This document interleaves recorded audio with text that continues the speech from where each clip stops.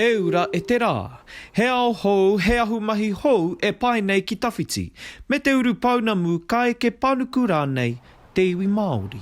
Think about future leadership for Māori. So we're a think tank and a do tank as well. So we like using evidence-based approaches, either from economic organisations like Burl, and we like translating those insights into evidence-based approaches for rangatahi to navigate the complex future that Aotearoa will be having in the next 10 to 20 years. Ko te ke te pūkenga tētahi ko hika rarauka e whakarite tauhi ana e tokona te raki.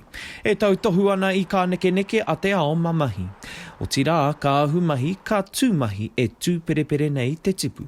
One of the major industries that are popping up now and will be into the future is definitely information systems.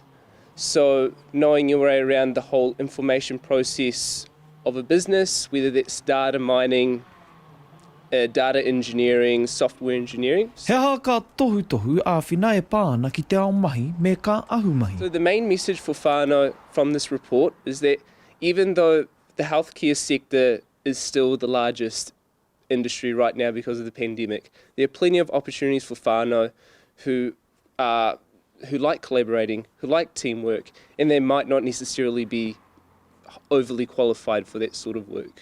E ai ki a tatauranga Aotearoa, neke atu i te 37 mano mahi I whakakorehia I te marama o a Pereira. He aha te kōrero āwhina a Brennan mo te huka mahi kore. The main thing, especially if members of your whānau, they have lost a job unfortunately due to the circumstances that we're in today, is that your skill set can be transferred easily to other occupations.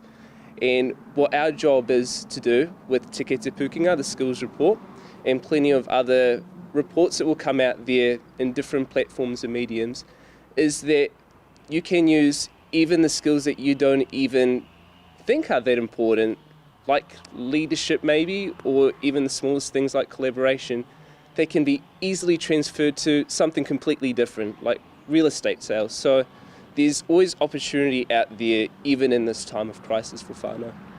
Wai hoki he kōrero aki hoki tā Brennan mō ka rakatahi ka puta I te kura tuarua. I think if I was a high school student now or a university student and I had the data available and the insights to me, what it would tell me quite a bit is that I should balance my life and think about the fact that it's not just technical and specialised skills that are important, but the skills that will get you into the future and stop the robots from taking over your occupations will be the human, kanohi ki te kanohi sort of skills.